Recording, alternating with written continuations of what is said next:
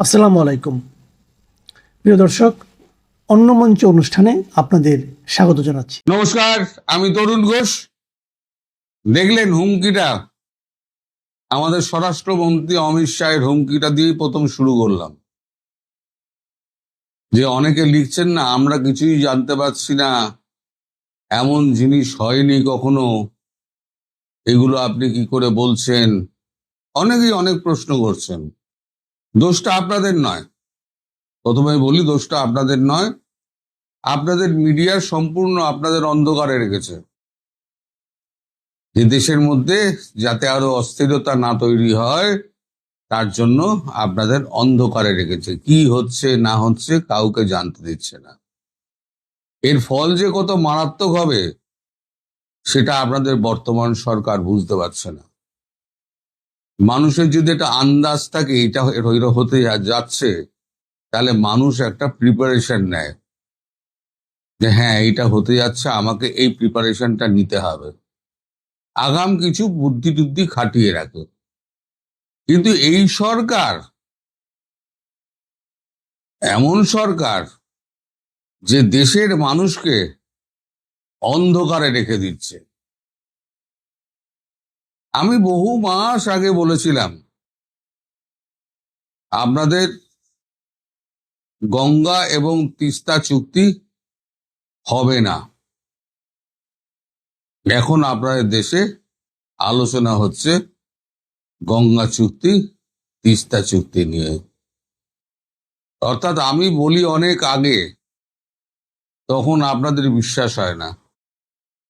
এটাও বলছি অনেক আগে, কখন কি হবে কিছু বলা যায় না। এখন আপনাদের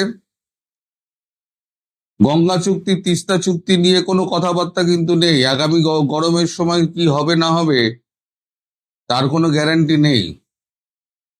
শেখ হাসিনা ফিরে গেলেই যে সঙ্গে সঙ্গে চুক্তি আবার নবায়ন হয়ে যাবে তারও কোনো অর্থ নেই। কিন্তু কারণ শেখ হাসিনা তিনি দেশে ফিরে তিনি নির্বাচনে অংশগ্রহণ করবেন না কি হবে সেটা তো এখন অনিশ্চিত, কবে ফিরবেন তাও অনিশ্চিত। কিন্তু যেটা হবে সেটা কিন্তু আমি বলে দিয়েছি যে এটা হতে যাচ্ছে, সার্জিক্যাল স্ট্রাইকটা হতে যাচ্ছে। নইলে স্বরাষ্ট্রমন্ত্রী অমিত শাহের এত তড়িঘড়ি দুদিনের চিকেন নেক ভিজিট হতো না। আচ্ছা, গতকালকে আমি বললাম, আপনারা বিশ্বাস করলেন না, আমি মেনে নিলাম। আজকে আমি ভিডিও ফুটেজ দিয়ে দিচ্ছি, আপনারা ভিডিও ফুটেজ দেখুন, তারপরে আমায় বলবেন যে আমি ঠিক বলেছিলাম না ভুল বলেছিলাম, আমার খবর ভুল হয় কি ঠিক হয়। আমি আগাম বলে দিই, ঘটনা আসে অনেক পরে। আর আপনাদের দেশে তো অনেক পরে, 1 মাস 1.5 মাস বাদে আলোচনাগুলো হয়। এই যে চিকেন স্নেকে দাঁড়িয়ে তিনি হুমকিটা দিলেন, আপনাদের আরো অপেক্ষা করছে। আর একটা খবর আগাম দিয়ে রেখে দিই, এই যে ঝপ করে চালু হলো না আপনার ট্যুরিস্ট ভিসা, ট্রিটমেন্ট ভিসা, এটা খুব শিগগিরই বন্ধ হতে যাচ্ছে। কাল থেকে শুরু হবে আমাদের বাদল অধিবেশন, মানে আমাদের পার্লামেন্টের বাদল অধিবেশন। এই বাদল অধিবেশনে একটি বিল তো আসতেই চলেছে, সেটা হচ্ছে ইউনিফর্ম সিভিল কোড, শর্টে যাকে বলা হয় ইউসিসি। একই দেশ একই আইন, এক দেশে দুই আইন চলতে পারে না।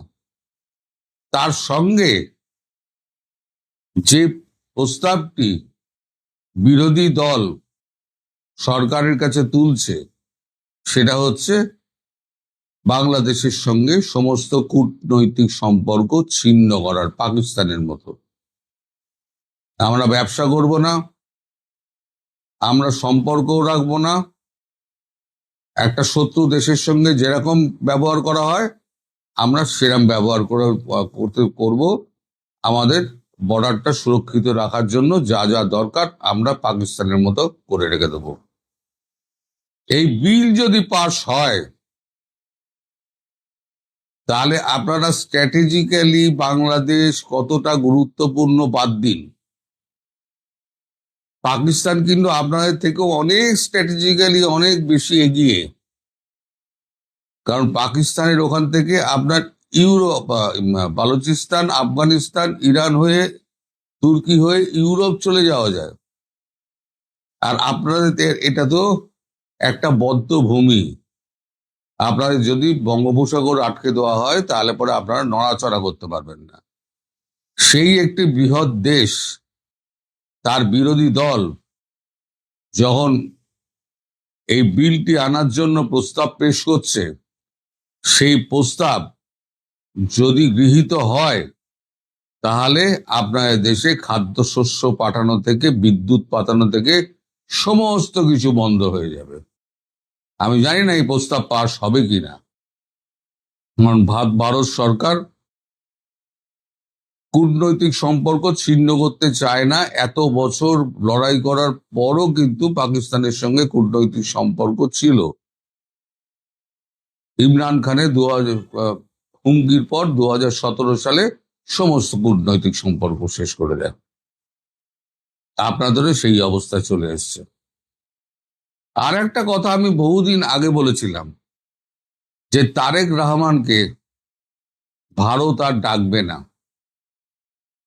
এখন আপনাদের ওখানে আলোচনা হচ্ছে তারেক রহমান ডাক পাচ্ছেন না কেন, বা তিনি ভারতবর্ষে আসছেন না কেন। কারণ তারেক রহমানকে আর ভারত সরকার বিশ্বাস করে না। ন্যাড়া একবারই বেলতলায় যায়, দ্বিতীয়বার আর যাবে না। ভারত সরকার বিএনপিকে কিছুটা আস্থায় নিয়েছিল এবং কিছু সদর্থক পদক্ষেপ দেখিয়েছিল। মোদির শোকবার্তা, জয়শঙ্করের বাংলাদেশ ভ্রমণ, এই ম্যাডাম জিয়ার মৃত্যু উপলক্ষে শোক জানাতে। তা আমরা কিন্তু রাষ্ট্রদূতকে পাঠাইনি, আমরা কিন্তু আমাদের ভারতবর্ষের শীর্ষস্থানীয় একজন মন্ত্রীকে পাঠিয়েছিলাম। পরিবর্তে আপনারা কি দিয়েছেন? ভারতবর্ষকে ধোঁকা দিয়েছেন। ধোঁকা কতদিন চলবে? কোথা থেকে খাবার আনবেন, কোথা থেকে বিদ্যুৎ আনবেন, কোথা থেকে তেল আনবেন, এবার আপনারা বুঝে নেবেন কত ধানে কত চাল। আমি চাই বিরোধী পক্ষের এই যে বিলটি আজ যেটা প্রস্তাব আকারে আসছে বাদল অধিবেশনে, আগামীকাল অধিবেশন শুরু হচ্ছে। কবে আসবে প্রস্তাবটা আমি বলতে পারবো না। বাদল অধিবেশনে 3 দিন তো শুধু অধিবেশনের বিভিন্ন দল তো বলবে, তারপর তো যার যার প্রস্তাবগুলো সমস্ত পেশ করা হবে। সেখানে বিরোধীদের প্রস্তাব যখন কংগ্রেস এবং অন্যান্য দলগুলো যেগুলো আছে ইউডিএফ মিলিয়ে তারা যখন প্রস্তাব পেশ করবে, তখন তা নিয়ে প্রস্তাবের উপর আলোচনা হবে। আলোচনা হওয়ার পর ভোটাভুটি হবে, ভোটাভুটির পর সিদ্ধান্ত হবে, তারপর সেটা বিলে রূপান্তরিত হবে এবং ইমপ্লিমেন্ট হবে। হতে হতে এখনো 3-4 মাস এখনো সময় আছে। সেই 3-4 মাসের মধ্যে আমরা অনেক কিছু দেখতে পাবো। আপনারা শত্রুতা করে যান, আমরা দেখে যাই, সময় মতো ফল আপনারা ভোগ করবেন। সবাই ভালো থাকবেন, সুস্থ থাকবেন। কারণ আপনি যখন বারবার মিথ্যা কথা বলবেন তখন তো মানুষ সত্য কথাটা মানবে না। এদের দশা তাই হবে। আপনি 200 মারলেও অপরাধ, 20টা মারলেও অপরাধ, 2টা মারলেও অপরাধ, 1টা মারলেও অপরাধ, অপরাধ অপরাধ। এটা জননেত্রী শেখ হাসিনা বলেছেন 17 বছরে আমরা শাসন করেছি, ভুল ত্রুটি থাকতে পারে, সেটার ভার জনগণের উপর ছেড়ে দেব। তিনি শেষে পরিষ্কার করে দিয়েছেন, বলে দিয়েছেন। কিন্তু এই যে বাটপারি, চিফ প্রসিকিউটর বলে 20,000, বিএনপির নেতা বলে, এক নেতা বলে 5,000 শহীদ, আরেক নেতা বলে 2,000, আবার জামাতের নেতা বলে জুলাই স্মৃতি আমরা জান দেব, জুলাই দেব না। তো জুলাইয়ের নামের যে ফাত্রামি, এগুলো মানুষের কাছে ধরা পড়েছে। এবং প্রকৃত পক্ষেই যারা 2-4 জন মারা গেছে, বা 10 জন মরুক, 20 জন মরুক, 200 মরুক, মৃত্যু তো মৃত্যুই, সেগুলোরও কোনো দায় আপনি কারো উপর আর চাপিয়ে দিতে পারবেন না। আর অদ্ভুত ব্যাপার, যেখানে 200-র মতো মামলার যে বাদী দেখা গেছে ভুয়া, তাদের খুঁজে পাওয়া যায় না। এমনকি চলচ্চিত্র নির্মাণ করা হয়েছে, এদের উপরে আরো টাকা নেওয়া হয়েছে। কবে চলচ্চিত্র হলো? আর সেই চলচ্চিত্র যারা পরিচালনা করে তাদের অফিসও সব ভুয়া। এগুলো টিভির চ্যানেলে নিউজ আসছে। এটা আওয়ামী লীগের আমল আসে নাই, এই বিএনপির সরকারের আমলে এই নিউজগুলো চলে এসেছে। এটা একটা মানে অদ্ভুত ব্যাপার। এদের নিয়ে হাজার হাজার শত হাজার কোটি টাকার জাদুঘর বানাইলো। তাদের সেই আবু সাঈদের জুলাই শহীদ আজম বড় শহীদ তো সেই শিবিরের সেই আত্মঘাতী ক্যাডার। তার ওইখানে নাকি আলোচনায় নাকি যে আরেক আজম খান আছে বিএনপির নেতা নাকি কি মন্ত্রী, সে বলছে যে তার চেয়ারই নাকি অর্ধেক খালি হয় নাই, বরং আমি আশ্চর্য হয়ে গেছি অর্ধেক চেয়ার কিভাবে ভরলো তার এই আলোচনা। এটাই আমি অবাক হয়ে আছি। জি প্লিজ। জি, এতে আমরা বুঝলাম যে যারা আসলে ছাত্র, ছাত্রদের নেতৃত্বে এই বাংলাদেশে অনেক কিছু ঘটেছে। আমি যদি ৫২ এর ভাষা আন্দোলনের কথা বলি, আমি ১৯৭১ এর কথা বলি হ্যাঁ, এবং অদূর ভবিষ্যতেও ঘটবে, ঘটতেই এবং স্বৈরাচার সেই এরশাদ বিরোধী আন্দোলন থেকে শুরু করে বাংলাদেশের আসলে পট পরিবর্তনের ক্ষেত্রে ছাত্র আন্দোলন মুখ্য ভূমিকা পালন করেছে। কিন্তু এখন কি ছাত্ররা ডাকলে কেউ মাঠে নামবে? আগামী ১০ বছর কি ছাত্রদেরকে কেউ বিশ্বাস করবে? যেভাবে জুলাইরা পেট ফুলেছে, কারোর কেউ হাঁসের মাংস খেতে ওয়েস্টিনে যায়, কেউ মানে জমিদারের নাতি হয়, কেউ বিয়ে করে, বউ লুকায়, কেউ কারো বাপে হাতিয়ার বিয়ে দ্বীপ করে। থেকে এসে বলে যে জুলাই কি বলে জেনজিরা ৭২ এর সংবিধান চায় না, আবার সে ফেরি আটকায়া মানে মাঝপথ থেকে ফেরি নিয়ে আসে। মানে এই যে দম্ভ এবং তাদের পাচারকৃত টাকার যে তারা যে টাকা পাচার করেছে সেটা তো প্রমাণিত। আওয়ামী লীগ ক্ষমতাচ্যুত হওয়ার পরে ৪৮% টাকা বেড়েছে বাংলাদেশিদের কোথায়? সুইস ব্যাংকে। টাকাগুলো কারা নিয়ে গেল? ১৪৬% বেড়েছে। ১৪৬? হ্যাঁ, ১৪৬? ১৪৬%। সুইস ব্যাংকে ওয়াও! বাংলাদেশের অ্যাকাউন্ট ১৪৬% বেড়েছে। আচ্ছা, ১৪৬ কিনা আমি একটু দেখছি। আ জি। আ তো এটা আসলে তো খুব বিতর্কিত বিষয়। আসলেই ছাত্রদের নেতৃত্বে আর কেউ মাঠে নামবে কিনা এটা নিয়ে যদি আপনি বলতেন, আমি একটু সুইস ব্যাংকের ইয়েটা দেখি। যে ওটা একটু খোঁজেন, সর্বশেষ সম্ভবত সেখানে হুম, ১৪৬ গুণ বেড়েছে বলে রিপোর্ট হুম। এসেছে। আমি পড়েছিলাম। যাই হোক, আপনাকে বলি, আপনি ঠিকই বলেছেন যে আগামীতে ছাত্রদের আন্দোলনের ডাক দিলে, মানে ভুইভোর ছাত্র সংগঠন যদি ডাক দেয়, সে আন্দোলনে কোনো মানুষ যুক্ত হবে না ১০ বছর না। ছাত্রদের এখন বিশ্বাস করবে না। জুলাই আন্দোলন ছাত্রদের আন্দোলনকে কলঙ্কিত করেছে। কারণ ছাত্র আন্দোলনের, বাংলাদেশের ছাত্র আন্দোলন ছিল সবচেয়ে ঐতিহাসিক। ১৯৪৭ শুরু থেকে শুরু করে ১৯৫২, ৭১, ৬৯, সব সব জায়গাতেই তাদের ৯০ দেখবেন সব জায়গায় ছাত্র আন্দোলন। এই ছাত্র আন্দোলনের যে ঐতিহাসিক গুরুত্ব, সেটা এই তথাকথিত জুলাই সন্ত্রাস আন্দোলন তা কমিয়ে দিয়েছে, বিশেষ করে মিথ্যা বেসাতি সাজানোর জন্য। যেমন ৯০ যারা আন্দোলন করেছে তারা কি ভাতা পাচ্ছে? এখন যারা জুলাই সন্ত্রাসী আন্দোলন করেছে তারা ভাতা দিচ্ছে। হাস্যকর ব্যাপার। এরাই বলেছিল যে মুক্তিযুদ্ধের ভাতা দেওয়া এটা ঠিক না। তাদের মধ্যে কেউ বলেছিল যারা নিজেদের দেশের জন্য জীবন দিতে গেল বিদেশি শক্তির বিরুদ্ধে এবং দেশীয় তাদের তাবেদারের বিরুদ্ধে, তাদের মুক্তিযুদ্ধের ভাতা নিয়ে এরা কত ট্রল করলো। কিন্তু এরা এখন এই জুলাই যোদ্ধা নাম দিয়ে তথাকথিত, তারা এখন এই মুহূর্তে তারা ভাতা নিচ্ছে। মানে তারা মানে জাতে আমার ভাবির পোলারা জাতের মিল। এখানে হয়তো ১ বছরে এটা কি সর্বশেষ নিউজ এটা? এটা কি সর্বশেষ? কত তারিখ? দেখেন তো একটা এই মাসে এসে, মানে এই মাস বলতে আজ কয় এটা তারিখ? এটা হ্যাঁ, এই এটা মাসে ১৮ জুন। জুলাইতে কি এসেছে আমি পাই নাই। বাট আমি চেষ্টা করছি যে হ্যাঁ, ৪১% আচ্ছা, প্রথম ঠিক আলো এবং আছে। বিবিসি বলছে। তো আমি আরো চেষ্টা করছি রিসেন্ট কোনো কিছু পাওয়া যায় কিনা। হ্যাঁ, রিসেন্ট দেখেন, আপনি পান কিনা ওইখানে দেখবেন। তবে এটা বিস্ময়কর ব্যাপার যে আমাদের দেশের এই আন্দোলন ছাত্রদের কলঙ্কিত করেছে। ঠিক আছে? আমি মনে করি কলঙ্কিত করেছে। যেকোনো সময়ের চাইতে এই বাংলাদেশের ছাত্র আন্দোলন সবসময় বীর হিসেবে তাদের ঘোষণা করেছে। কোনো বিতর্ক নাই। আপনি ৯০ সাল পর্যন্ত কোনো ছাত্র আন্দোলন নিয়ে কারো বিতর্ক নেই। আপনি দেখবেন। কিন্তু এই ২০২৪ এর ৫ই আগস্ট আন্দোলন নিয়ে বিতর্ক হয়েছে। কেন হয়েছে?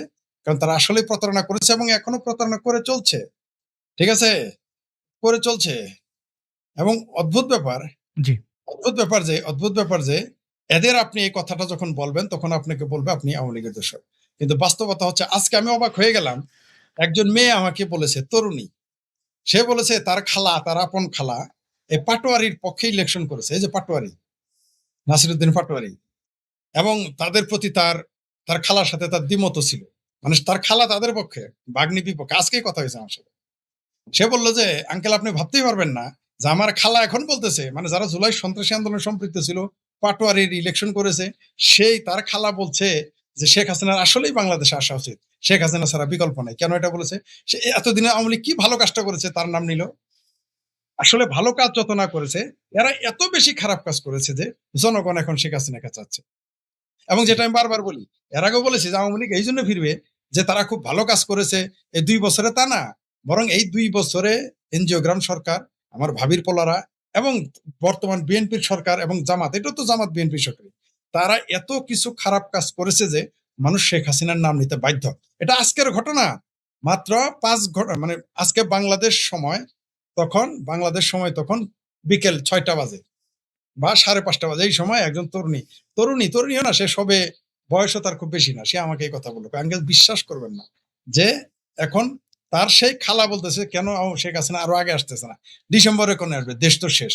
কারণ এই দেশের মানুষ কিন্তু, কিছু মানুষ কিন্তু আসলে বিভ্রান্ত হয়েছে। আমরা বলছি না যে এই 2024-এর আন্দোলনে কিছু কিছু মানুষ গিয়েছিল বিভ্রান্ত হয়ে। তারা ভেবেছিল যে এরা, দেখেন না, এরা স্লোগান দিয়েছে কি, বঙ্গবন্ধুর বাংলায় বৈষম্যের ঠাঁই নাই, তোমার আমার ঠিকানা পদ্মা মেঘনা, এই স্লোগান কিন্তু দিয়েছে। তো এই স্লোগান দিলে মানুষ তো বিভ্রান্ত কিছুটা হতেই পারে। তো তারা যারা গিয়েছে তারা আজকে বুঝতে পেরেছে এবং বুঝবে, দিন যত যাবে মানুষ আরো বুঝবে যে মানে আওয়ামী লীগ কতটুকু যোগ্য, বা তারা তাদের যোগ্যতা প্রশ্নাতীত নয়, কিন্তু তারাই পরীক্ষিত যে এরা খারাপ হোক ভালো হোক দেশের জন্য যা করার এরা করে। আপনি দেখেন 4 মাসে বিএনপির একটা লোক উন্নয়ন করবে তো দূরের কথা, আপনি বলেন ঘোষণা দিতে সাহস পেয়েছে যে আমরা এই কাজটা করতে যাচ্ছি। কি বলতেছে? সারাদিন আওয়ামী লীগের বদনাম, সারাদিন ভারতের বদনাম, ভারতের জন্য, ভারতকে স্বাস্থ্য খাত উন্নতি করার জন্য বাংলাদেশে শেখ হাসিনা স্বাস্থ্য খাতের উন্নয়ন ঘটে নাই। কিরকম একটা মিথ্যা কথা। মানে আপনি আপনার শত্রুর সমালোচনা করবেন, করতে পারেন, আপনার শত্রু প্রতিপক্ষের সমালোচনা করেন, তার নিন্দাও করেন, কিন্তু একটা ঠাড়া পড়া মিথ্যা কথা বললে তো হবে না। এই দেশের এই দেশের স্বাস্থ্য খাত কে নষ্ট করেছে আমরা সবাই জানি। এই দেশে সিন্ডিকেট আছে আমরা সবাই জানি। তো এখন তো বিপিন তো হলো তাদেরই লোক, তো এখন শ্রম কল্যাণ মন্ত্রী, তাদের বেলায় কেন দেশের সাধারণ জনগণ ফিরে আসতেছে? এই যে কালকে তো আপনি জানেন সিঙ্গাপুর থেকে 2 জন যে উগ্রবাদী জঙ্গিবাদী ফেসবুকে পোস্ট দেওয়ার জন্য তাদের ঘেঁটি ধরে বের করে দিয়েছে। এটার জন্য কি আওয়ামী লীগ দেয়? মানে সবকিছুতেই যদি আওয়ামী লীগের ভূত দেখেন তাহলে তো সমস্যা, তাহলে অবশ্যই সেটা সমস্যা। সব জায়গায় আওয়ামী লীগের ভূত দেখলে চলবে না। তারা, বললাম তো, বিএনপি, জামাত, হেফাজত, ভাবির পোলারা এবং ইউনূস সরকার ঘোষণাই দিতে পারে নাই যে আমরা এই কাজটা করতে যাচ্ছি। বিএনপি সরকার একটা বলেনি, 4 মাস তো হয়ে গেল প্লাস। তারা বলুক, তারা 12 ফেব্রুয়ারিতে ফেব্রুয়ারির পরে তারা ক্ষমতা আসছে, তারা বলুক যে এই কাজটা আমরা করতে তো পারেই নাই। তারা এই 4 মাসে 4 ইঞ্চি রাস্তা বাড়াইতে পারে নাই, 4 ইঞ্চি নদীপথ বাড়াইতে পারে নাই, মানে নদীপথের উন্নয়ন করতে পারে নাই। 4 ইঞ্চি তারা কোনো ব্রিজ কালভার্ট বানায় নাই, 4 ইঞ্চিও না। কোন উন্নয়নের কাজ, তারা একটা ঘোষণাও দেন। আপনি দেখেন, একটা ঘোষণা আসছে চীনের থেকে। চীন বলেছে তারা 1000 শয্যা বিশিষ্ট ওই নর্থ বেঙ্গলে কোন জায়গায় যেন তারা আপনার 1000 শয্যা বিশিষ্ট হসপিটাল, সেটা তো চায়নার রাষ্ট্রদূত করছে। বাংলাদেশ সরকারের তো কিছু নাই। তারা ঘোষণা দেখ যে তারা বলেছে তারা বৃক্ষরোপণ করবে, একটা ঘোষণা দিয়ে। ওই ঘোষণা তো আমিও দিয়ে রেখেছি যে আমিও তো 1 কোটি নিমের গাছ গাড়বো। ওই ঘোষণা দিলেই তো আর হবে না, রিয়েলিটি তো আলাদা। একটা রাষ্ট্র আপনি দেখেন যে প্রতিদিন প্রতি মুহূর্তে তারা এমন মন্দ কাজগুলো করে চলছে। আজকে তো আপনি শুনেছেন যে যাতে বিএনপি এমপি ইলেকশন তাদের করতে দেয়নি, নিষিদ্ধ করে রেখেছে। আওয়ামী লীগ সমর্থিত নেতারা কর্মীরা যাতে স্থানীয় নির্বাচন, মানে কত ভয় তাদের। একই সাথে বলতেছে বাংলাদেশে আওয়ামী লীগ আর 50 বছরে দাঁড়াইতে পারবে না, একই সাথে বলতেছে বাংলাদেশে আওয়ামী লীগের কোনো গ্রহণযোগ্যতা নেই। আবার তারা আজকে দেখলাম নিউজে যে তারা জামাত নাকি কোন হাইকোর্টে যাচ্ছে, নাকি কোর্টে যাচ্ছে না সংসদে যাচ্ছে, যে যাতে বিএনপি লোক উপজেলা চেয়ারম্যান, ইউনিয়ন চেয়ারম্যান, এমনকি মেয়র ইলেকশন না করতে পারে। কত ভয় তাদের, এটা আইন করে নিষিদ্ধ করতে চাচ্ছে। অথচ আওয়ামী লীগের কিন্তু এখানে গলতি ছিল, তারা কিন্তু সাহস পায় নাই বলতে যে জামাতকে ইলেকশন করতে দিব না। এত গণতান্ত্রিক কিন্তু আওয়ামী লীগ হয়নি যেটা বিএনপি জামাত হয়ে গেছে। আপনি দেখেন বিএনপি জামাতকে নিষিদ্ধ করে কিন্তু আওয়ামী লীগ নির্বাচন করে নাই, কোনো সন্দেহ নাই। তাদের 2024-এর নির্বাচন বিতর্কিত, এই ব্যাপারে আমরা দ্বিমত করছি না। কিন্তু তারা কি বিএনপি কে নিষিদ্ধ করে ইলেকশন করেছিল? তারা কি জামাতকে নিষিদ্ধ করে ইলেকশন করেছিল? তারা কি চিঙ্কুবামদের, ওই যে নাই সানলাইকুতের নাম মাঘা চিঙ্কুবামদের নিষিদ্ধ করে ইলেকশন করেছিল? তারা তো মুসলিম লীগও নিষিদ্ধ করে নাই, তারা তো নিজামে ইসলামও নিষিদ্ধ করে নাই, না করে তারা ইলেকশন করেছে। তারপরও আওয়ামী লীগ ফ্যাসিস্ট হয়ে গেল। আর এখন বাংলাদেশের সর্ববৃহৎ রাজনৈতিক দল, সর্ববৃহৎ ছাত্র সংগঠন বাংলাদেশ আওয়ামী লীগ এবং বাংলাদেশ ছাত্রলীগ নিষিদ্ধ করে তারা নির্বাচন করেছে, সেটা সিদ্ধ হয়ে গেল, সেটা ফ্যাসিজম হলো না? আসলে তো ফ্যাসিজম না, এটা হলো আল্ট্রা ফ্যাসিজম। আর এখন কি করতেছে, তারা ইলেকশন করতে দিবে না। অদ্ভুত ব্যাপার, মানে খালি ফিল্ডে গোল দিতে চায়। আমি এই জন্যই বলছি জামাতের আসলে কোনো গ্রহণযোগ্যতা কিন্তু না, যে যতই চাপা মারুক। জামাত জানে যে তারা যতক্ষণ আওয়ামী লীগ মাঠে থাকবে তাদের তো খাওয়া নাই, তাদের তো গ্রহণযোগ্যতা থাকবেই না, বিএনপিরও গ্রহণযোগ্যতা থাকবে না। তার জন্য তারা এখন ইউনিয়ন চেয়ারম্যান ইলেকশন, ইউনিয়নের চেয়ারম্যান ইলেকশন, মেয়র ইলেকশন, উপজেলা চেয়ারম্যান ইলেকশন, মানে স্থানীয় সকল নির্বাচনে আওয়ামী লীগ এবং আওয়ামী লীগ সমর্থকদের নিষিদ্ধ করতেছে। মানে কিরকম প্রতারণা, এদের প্রতারণার একটা সীমা থাকা উচিত। এখন বাংলাদেশের গণতন্ত্র প্রেমী, মানবাধিকার প্রেমী, বাক স্বাধীনতা প্রেমী, এদের এখন আমরা আর মুখে কোনো কথা শুনতেছি না এদের প্রতিবাদে। বরং আমরা কি শুনেছি, খোদ আওয়ামী লীগের আমলে এই বাটপার ফ্রড মাজাহার বলেছিল, চিঙ্কু বামদের খালু শ্বশুর, তিনি বলেছিলেন যে জামাতের সমালোচনা করা ফ্যাসিজম। কত বড় ফাত্রামি একটা কথা! এই বুদ্ধিজীবীর কথা আবার বাংলাদেশে মানুষ শুনে, মানে এই বুদ্ধিজীবীর আর চেলাও আছে বাংলাদেশে। আবার এরাই বলে আমরা নাকি আওয়ামী লীগের পক্ষে দালালি করি। আচ্ছা, ওইটা কি? আমরা কি বলেছি যে আওয়ামী লীগের সমালোচনা করে ফ্যাসিজম? বরং আমরা কি বলেছি যে আওয়ামী লীগের সমালোচনা আমরাও করলাম, যে তারা 2024 নির্বাচন বিতর্কিত, তাদেরও ভুল আছে। কিন্তু আমরা তো এটা বলি নাই যে আওয়ামী লীগের সমালোচনা করা যাবে না।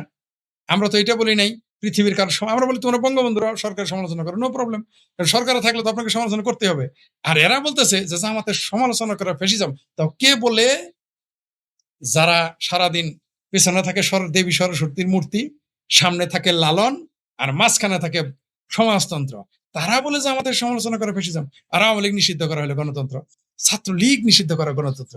হাইরে গণতন্ত্রের সংজ্ঞা, হাইরে বাংলাদেশের বুদ্ধিজীবী। তবে 2024 সালের 5ই আগস্ট না আসলে এই সমস্ত ফাত্রা বুদ্ধিজীবীদের আমি দেবতার আসনেই রেখে দিয়েছিলাম। এটা আমার বিরাট ভুল ছিল।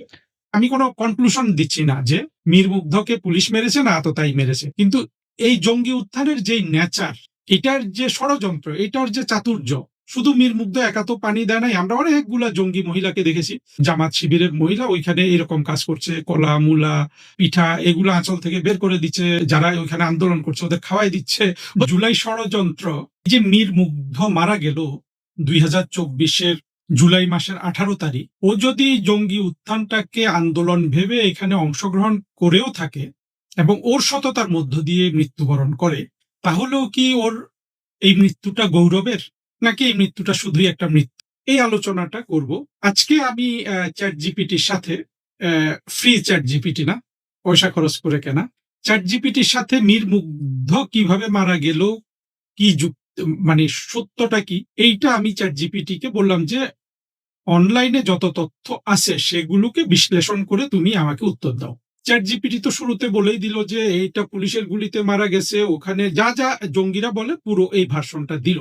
তখন আমি চ্যাট জিপিটি কে বোঝালাম যে তুমি তো পুরোপুরি প্রোপাগান্ডা দ্বারা প্রভাবিত। চ্যাট জিপিটি আমার কথায় রাজি হলো যে হ্যাঁ, না সত্যি আমি এইভাবে প্রোপাগান্ডা দ্বারা প্রভাবিত। যা হোক, চ্যাট জিপিটি কে কিছুক্ষণ বোঝানোর পর ও একটা নির্মোহ উত্তর দিল, মানে ওর তরফ থেকে যতটা সম্ভব। সেখানে চ্যাট জিপিটি বলল, এই চ্যাট জিপিটির কথাগুলো আমি আমার ফেসবুকে আবার পোস্ট করেছি, কেউ যদি অতিরিক্ত আগ্রহ থাকে সেটা দেখে নিতে পারেন। চ্যাট জিপিটি বলল যে আসলে মীর মুগ্ধকে কে মেরেছে, পুলিশ না কোনো আততায়ী, এটা সঠিকভাবে বের করা যায় না। ইউএন রিপোর্টে মীর মুগ্ধ নিয়ে, ইউএন বলতে সেই যে জঙ্গিদের সহযোগী অপরাধী, আমার চোখে শুধুই একটা ক্রিমিনাল, ভলকার তুর্ক অস্ট্রিয়ান, তার যে রিপোর্ট, সেখানেও নাকি মীর মুগ্ধকে নিয়ে, মীর মুগ্ধের মৃত্যু নিয়ে অনেক বিশ্লেষণ করা হয়েছে। দেখুন, আমি তো ওপেনলি ওকে ক্রিমিনাল বলছি। আমি যেমন এই কানাডাতেই বসবাস করে, দুর্ভাগ্যজনকভাবে আমিও এখন কানাডায় আছি। এই যে তাজ হাসমি, তাকে আমি সরাসরি জঙ্গি এবং অর্ধ উন্মাদ বলি।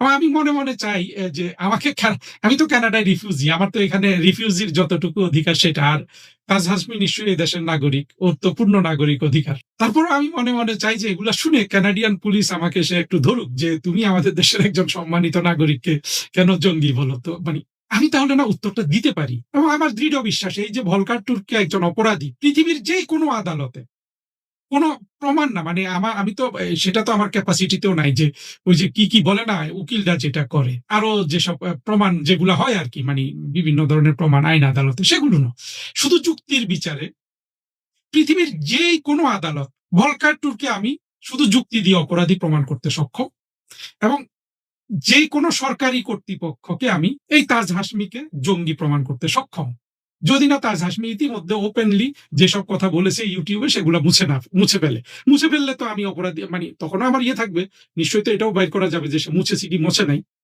যদি সে 2024 জঙ্গি উত্থানকালে যা যা করেছে বা পিনাকি ইলিয়াস এরা প্রতিনিয়ত যা করে যায়, অন্তত ওদের 3-4টা এই ভিডিও বক্তব্যের মধ্যে একটাকে ধরে পৃথিবীর যেই কোনো কর্তৃপক্ষের কাছে, যদি সে নিজেই জঙ্গি না হয়, এবং আমি আশা করি যে এই পশ্চিমী দেশগুলোতে সেরকম জঙ্গি নাই, ভলকার ট্যুরকে অপরাধী প্রমাণিত করা শুধু যুক্তি দিয়ে, যা কিছু ঘটে গেছে, যা কিছু পাবলিক ডোমেইনে আছে এদের কর্মকাণ্ডের, কিংবা পিনাকি ইলিয়াস এই লোকগুলাকে জঙ্গি, এবং তাজ হাসমি এই লোকগুলোকে পরিপূর্ণভাবে জঙ্গি আর ভলকার ট্যুরকে একজন অপরাধী হিসাবে যুক্তির বিচারে দাঁড় করাতে পৃথিবীর কোনো আদালত বলুন, বিবেক বলুন, সরকার বলুন, সরকারি বেসরকারি কর্তৃপক্ষ বলুন, আমার পক্ষে সম্ভব, এটাই আমি দৃঢ়ভাবে বিশ্বাস করি। অন্তত তারা যা যা করেছে, ভলকার ট্যুর যেটা করেছে বাংলাদেশের সাথে, এইটা কোনোভাবে ইউএন এর চাকরির সাথে যায় না। এটা পরিপূর্ণ একটা অপরাধ ছিল। এবং ইউনুসের সাথে যে এখন ষড়যন্ত্র করে ইউনুসের টাকা খেয়ে গেছে কিনা আমি জানি না, কিন্তু সে প্রভাবিত ছিল ইউনুসের কাছে। যা হোক, আসল কথায় ফিরে আসি। মীর মুগ্ধকে আমরা দেখেছি যে সে পানি দিচ্ছে, পানি লাগবে বলে সে করছে, এটার একটা ভিডিও হলো, তারপর সে মারা গেল বলা হচ্ছে পুলিশের গুলিতে। কিন্তু মীর মুগ্ধ যে এই যে পানি দিচ্ছিল, সেখানে এত মানুষ, ওরে 3-4-10 বোতল বা 7 বোতল পানি খেয়ে কয়জনের পিপাসা মিটবে? আচ্ছা ঠিক আছে, দিল, এটা সে ভালো মনেই দিল। কিন্তু এই ভিডিওটা কে করলো, যেটাকে খুব একটা মানবিক ছেলে হিসাবে তাকে দেখালো, তারপর তার মৃত্যু হলো, আর কপালে গুলি লেগেছে, এটা মনে হয় সঠিক কারণ এটা, কিন্তু আবার বলা হচ্ছে পুলিশ গুলি করেছে। আর আমি আরো কয়েকটা ভিডিও দেখলাম, মীর মুগ্ধর দুই ভাই ওখানে ভিডিও দেখাচ্ছে যে এখানে স্পষ্ট দেখা যাচ্ছে পুলিশ গুলি করেছে, কিন্তু আমি দেখলাম না যে পুলিশ গুলি করেছে।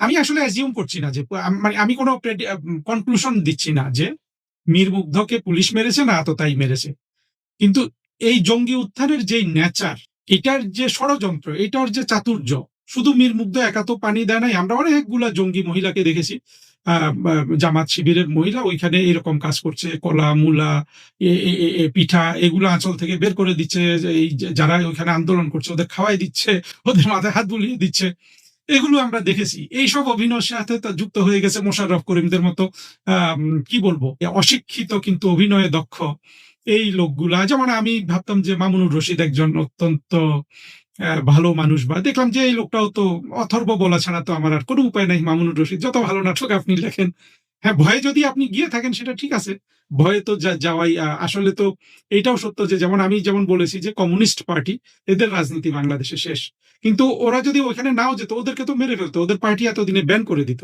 সেগুলো বলেন। কিন্তু এই যে লোকগুলো আবার গিয়ে ওইখানে অভিনয় যুক্ত হলো, এটা তো সারা বাংলাদেশকে প্রভাবিত করেছে। এই যে মীর মুগ্ধ ছেলেটা, আমি মোটা দাগে মনে করি যে যারাই এই আন্দোলনে গেছে হয় বেকুব, অশিক্ষিত, অথবা জঙ্গি। তো মীর মুগ্ধকে আমি জঙ্গি বলছি না, কারণ আমার কিছু বন্ধু বান্ধব যাদের সাথে আমার মোটা দাগে রাজনৈতিক মতামত মিলে, তারা বলছে যে না, আবু সাইদ জঙ্গি। আবু সাইদ যে জঙ্গি ছিল এটা অবশ্য পিনাকি বলে দিয়েছে, মীর মুগ্ধ জঙ্গি ছিল না। প্রমাণ কি? মীর মুগ্ধ না, হ্যাঁ ওই পোস্টটাও আমি দেখেছি আজকে রিসার্চ করতে গিয়ে। মীর মুগ্ধ একটা পোস্ট করেছিল ফেসবুকে যে বিএনপি জামাত, হুবহু বলতে পারবো না, এই আন্দোলনে ঢুকে গেছে, অর্থাৎ আন্দোলনটা হাইজ্যাক হয়ে যাচ্ছে। কিন্তু যেটা মীর মুগ্ধ সম্পর্কে আমরা দেখছি যে মীর মুগ্ধ, আবু সাইদ যারাই মারা গেছে, এদের ফ্যামিলি গুলা কিন্তু প্রচুর বাণিজ্য করছে এই মৃত্যুগুলাকে কেন্দ্র করে। এটাও কিন্তু একটা নিষ্ঠুর কাজ। যাও, এখন তো সুযোগ পেলে বাণিজ্য করবে মৃত্যু নিয়ে, এটা খুব একটা নিষ্ঠুর কাজ হলো, অস্বাভাবিক কাজ না। মীর মুগ্ধ ওই সময়ে যেটা দেখলাম যে সে সোশ্যাল মিডিয়াতে 5 স্টার কন্টেন্ট ক্রিয়েটর, ফেসবুকে বা ইয়েতে, ধারণা করি ওর সে যেই টাকা রোজগার করতো ওই সময়, সে তার পড়াশোনা ইত্যাদি খুলনা ইউনিভার্সিটিতে পড়েছে, ওগুলা সবাই জানে। 1 লক্ষ টাকার কম হবে বলে মনে হয় নাই আমি যতটুকু দেখলাম। 1 লক্ষ টাকা যে ছেলেটা রোজগার করে, সে কেন বিসিএস এর চাকরির আন্দোলনে সে এখানে জড়ো হবে? বিসিএস এর আসলে সরকারি চাকরি তো, মূলত তো বিসিএস লোকটাই মূলত, যদিও সব চাকরিরই এই কোটা প্রথা সংক্রান্ত কথাবার্তা, সে মানে সিস্টেম এটার সাথে সবার স্বার্থ জড়িত। 1 লক্ষ টাকা যেই ছেলে ইতিমধ্যে রোজগার করতে পারে, সে যদি বিসিএস পরীক্ষা দিয়ে পুলিশ সার্ভিস, ট্যাক্স, কাস্টমস এগুলোতে ঢুকে, বুঝতে হবে যে ওর চূড়ান্ত মানে লক্ষ্যটাই হলো যে চুরি করে বড় লোক হওয়া, যে 100 কোটি টাকা 1000 কোটিপতি হয়ে যায় ওইটা করা। কারণ 1 লক্ষ টাকা তো বিসিএস এ আসে না দিলে, যে চাকরি পাবে। আর একটা যদি ফরেন সার্ভিসে জয়েন করে, তখন এটা যৌক্তিক, কারণ ফরেন সার্ভিসে এর আগেও আমরা দেখেছি অনেক ছেলে মেয়ে অনেক বড় বেতনের চাকরি রেখে জয়েন করে, কারণ ফরেন সার্ভিসটা একটা সম্পূর্ণ ডিফারেন্ট, কি বলবো, যে একটা ডিফারেন্ট ল্যান্ডস্কেপ একটা ছেলে বা মেয়েকে নিয়ে আসে, এবং তার সামনে একটা বড় আশাবাদ তৈরি হয় যে সে ভবিষ্যতে জ্ঞানী গুণী কিছু একটা হবে। যদিও প্র্যাকটিক্যালি আমরা দেখি যে বাংলাদেশ ফরেন সার্ভিসে সবাই কিন্তু, অন্তত আমি দেখেছি যে 98% কেউ জামাত হয়ে বের হয় রিটায়ারমেন্টের পরে, আর কেউ হেফাজত। এর বাইরে দুই একটা বের হয়, যেমন আমাদের অ্যাম্বাসেডর হুমায়ুন কবির, সে তো পুরোপুরি জাসদ, মানে হলো যে মানে যুক্তিটাকে ইচ্ছে করে সরিয়ে দিয়ে স্বার্থের পেছনে ঘুরলো এবং তার জীবনের এই কুলুকুল দুকুলি বৃথা। হেফাজত জামাত হলে তো তাদের হয়তো বিশ্বাস আছে যে একটা একটা দিক পরিপূর্ণ। তো এইরকম আপনারা দেখবেন যে বাংলাদেশ ফরেন সার্ভিস, এমনকি আপনি যদি পাকিস্তানেও যান, পাকিস্তান ফরেন সার্ভিসের রিটায়ার্ড অফিসারদের আপনারা দেখবেন যে ওরা কিন্তু অন্তত যুক্তি দিয়ে দুই চারটা কথা সামাজিক মাধ্যমে বলুক, কোথাও বলতে পারে। বাংলাদেশে আমরা দেখলাম যে এরা কেউই পারে না। এর কারণ হলো ওই যে পাকিস্তানে যে আমি বলি, আমার বক্তব্যগুলো যদি আপনারা খেয়াল করেন, ওই যে 20% জমিদার শ্রেণী আছে, ওই জমিদার শ্রেণী যেটা পশ্চিমী শিক্ষিত, যেটা জঙ্গিবাদ মুক্ত, যেটা আবার বাংলাদেশ সোসাইটিতে নেই। ফলে বাংলাদেশে আপনি ফরেন সার্ভিস থেকে আসুন, বুয়েট থেকে আসুন, যেখান থেকে মানে চারুকলা থেকে আসুন, ওই যে সামান্তা নামে একটা মেয়ে, এ নাকি চারুকলা, মানে হোয়াট এভার, আপনি যেখান থেকেই আসুন, আপনার চূড়ান্ত ভাগ্য কিন্তু একজন জঙ্গি হওয়া। মানে জঙ্গি বলতে জামাতের জঙ্গি হতে হবে এমন না, মানে যুক্তিহীন কুযুক্তি সম্পন্ন মানুষ হয়ে নিজেকে নিজে ধোঁকা দিয়ে জীবন যাপন করা, এটাই কিন্তু আপনার সফট জঙ্গি বলতে পারে। আমরা তো দেখি না, আপনারা দেখেন কিনা আমাদের ফরেন সার্ভিস অন্তত 100 রিটায়ার্ড অ্যাম্বাসেডর আছে।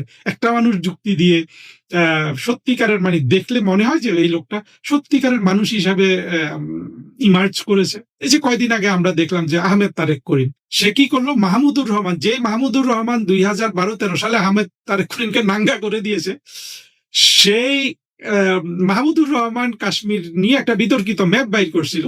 ওই মাহমুদুর রহমানের ম্যাপটা নিয়ে এত বছর পরে আহমেদ তারেক করিম আবার বাজারে উদয় হয়েছে। দেখুন তো কি দশা এই পাকিস্তানি সেকুলারদের। আমি বলছি না যে 100 জন রিটায়ার্ড অ্যাম্বাসেডরই এই অবস্থা, তা না, কিন্তু বেশিরভাগ, বিশ্বাস করেন 99% এগুলো অখাদ্য। মেধার কি দারুণ অপচয় না বলেন তো। এই যে ফরেন সার্ভিসে যে ছেলে মেয়েগুলা ঢুকে, প্রত্যেকটা দেখবেন বিসিএস এ তো আছেই, প্রথম দিকে থাকে, প্রথম 10-20 জনের মধ্যে থাকে পুরা জাতীয় মেধা লিস্টে, সেটা তো আছে। বেশিরভাগই কিন্তু আমার মতো বকলম না, বেশিরভাগই বোর্ডে স্ট্যান্ড করা, ইকোনমিক্সে ফার্স্ট ক্লাস ফার্স্ট পাওয়া, ইন্টারন্যাশনাল রিলেশনসে ফার্স্ট ক্লাস ফার্স্ট পাওয়া, ডাক্তার, বুয়েট পাস করা ইঞ্জিনিয়ার। কিন্তু ওদের জীবনের চূড়ান্ত পরিণতি কি? একটা আধা জঙ্গি আধা অযৌক্তিক মানুষ হিসাবে শেষ নিঃশ্বাস ত্যাগ করা। বাংলাদেশের সব ফিল্ডে কিন্তু এটা মেধার অপচয় না? হ্যাঁ, আপনি যদি ওদের দৃষ্টিভঙ্গি থেকে দেখেন ঠিক আছে, কিন্তু আপনি যদি সভ্যতার দৃষ্টিভঙ্গি থেকে দেখেন, আপনি যদি মানুষের বৃদ্ধি বা বিকাশ বা জাতীয় উন্নয়নে কন্ট্রিবিউট করার দৃষ্টিভঙ্গি থেকে দেখেন, তখন তো এটাকে অপচয় ছাড়া আপনি কি বলবেন? তো মীর মুগ্ধ, ওর তো আসলে বিসিএস পরীক্ষা দেওয়ারই কোনো আমি যুক্তি খুঁজে পাই না। তাহলে সেখানে ওই আন্দোলনে গেল, ওকে ধরে নিলাম, প্রভাবিত হয়ে গেছে। যে ধরনের অভিনয় চলছিল, সেই অভিনয় তো আসলে মানে বিটুইন দ্য লাইনস পড়া কিন্তু কঠিন ছিল। আর মীর মুগ্ধর ওইটা অভিনয় আমার কাছে মনে হয় নাই ও যে পানি পানি করছে। হতেও পারে, কারণ আমরা কিছুদিন আগে আমি ওই যে সুলতানা রহমানের, এর আগে অন্য ভিডিওতে এই সুলতানা রহমানের এই প্রতিবেদনটার উদাহরণ দিয়েছি বলে এখানে সংক্ষেপে বলছি। সেইখানে দেখলাম এই যমুনা টেলিভিশনের এই মেয়েটা বিখ্যাত হয়ে গেছে নিকোল নামে, ওর ওই একটা নামই আমি জানি, মানে এই নামের পাশে নিশ্চয়ই তার আরো কোনো নাম আছে। ওই মেয়েটা দেখাচ্ছে যে সে টকশো করতেছে, দুইটা গেস্টকে বলছে যে এই আপনাদের পানি আছে, পানি লাগবে, পানি লাগবে, ওই মীর মুগ্ধর ওই কথাটাকে মানে দিয়ে তার অডিয়েন্সকে প্রভাবিত করার জন্য, এবং চোখের পানি ফেলে দিচ্ছে, এবং পরবর্তীতে বলছে যে না আমি কিন্তু অভিনয় করছি না। চিন্তা করে দেখেন, এই যে নিকোল নামের মেয়েটা যে ওই যে কথাটা বলে ফেললো যে আমি অভিনয় করছি না, ওটাই পুরো প্রমাণ যে সে ডলার খেয়ে হোক, যেভাবে হোক, বা যমুনা টেলিভিশনের কর্তৃপক্ষের প্রভাবের কারণে হোক, সে কিন্তু অভিনয় করছে, এবং সে যে অভিনয় করছে তার প্রমাণও সে দিয়ে দিচ্ছে, এই কথা বলে যে আমি কিন্তু অভিনয় করছি না। চিন্তা করেন, এই যে নিকোল নামটা তো মনে হয় যে খ্রিস্টান, আমি জানি না সে মুসলমান না খ্রিস্টান আছে, কিন্তু তুমি যদি খ্রিস্টান হয়ে থাকো নিকোল, এই মেয়ে শোনো, তুমি কিন্তু ডাবল অপরাধ করেছো। কিভাবে জানো? এই যেভাবে পিনাকি এবং গৌতম এবং দেবপ্রিয় ডাবল অপরাধ করছে, সেভাবে তুমি কিন্তু ডাবল অপরাধ করেছো। কারণ হলো বাংলাদেশের যারা স্বাধীনতা বিরোধী, এদের কাছে এই ধরনের একটা খ্রিস্টান বা হিন্দু যারা মুক্তিযুদ্ধের বিপক্ষে অবস্থান নেয়, তারা হলো সোনার টুকরা, লক্ষ কোটি টাকার দামের জিনিস। কিন্তু কারণ আমরা মুসলমানরা বললে মানুষ বিশ্বাস করবে না, কারণ মুসলমানরা তো আবার যাও বই তর্কে না যায়। কিন্তু তুমি খ্রিস্টান হয়ে যদি এটা করো, হিন্দু হয়ে যদি এটা করো, বৌদ্ধ হয়ে যদি এটা করো, তুমি কিন্তু ডাবল অপরাধ করেছো। অবশ্য বাংলাদেশে একটা সুবিধা আছে যে খ্রিস্টানরা খুব অত বেশি ডে টু ডে সাম্প্রদায়িকতার ভিকটিম হয় না। এর কারণ হলো যে খ্রিস্টানদের পেছনে মানুষ ভাবে যে এদের পেছনে আমেরিকা আছে।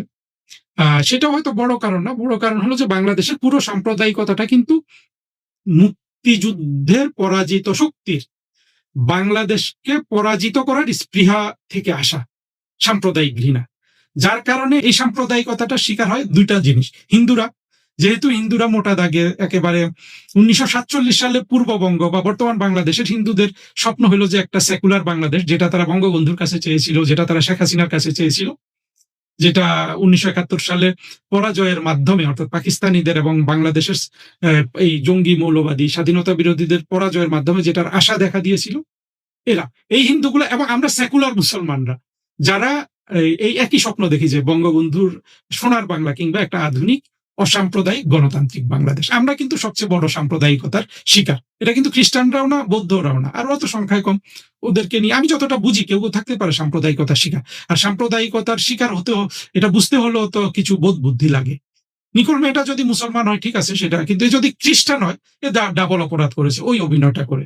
কারণ হলো আপনি যদি হিন্দু হয়ে যদি স্বাধীনতা বিরোধীদের পক্ষ নেন বা খ্রিস্টান হয়ে বা যে কোনো সংখ্যালঘু তৃতীয় লিঙ্গের ক্ষেত্রেও এই কথা খাটে, যেভাবে যে ওই ওগুলা হয়েছে যেগুলা নট নটি যারা অভিনয় করে। তো সব দিক থেকে মীর মুগ্ধ আপনি অনেক ধরনের যুক্তি দিতে পারবেন যে এই মীর মুগ্ধ কেন মানে কোন পক্ষের আমরা জানি না। আমরা ধরে নিলাম যে আমি যতগুলা কথা এই পর্যন্ত বললাম সেগুলাকে আমি অবহেলা করে আমি কথাটাই বলি যে মীর মুগ্ধ সৎভাবে ওই আন্দোলনে গেছে, যেটা আমার কাছে জঙ্গি উত্থান, এবং সে নিহত হয়েছে পুলিশের গুলিতে কিংবা আততায়ী গুলিতে।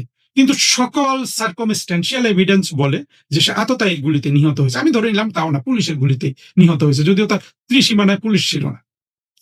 তাহলেও কি মীর মুগ্ধের এই যে আত্মাহুতি বলেন বা মৃত্যু বলেন এটা কোনো গৌরবের? না, মোটেও না, একেবারেই না।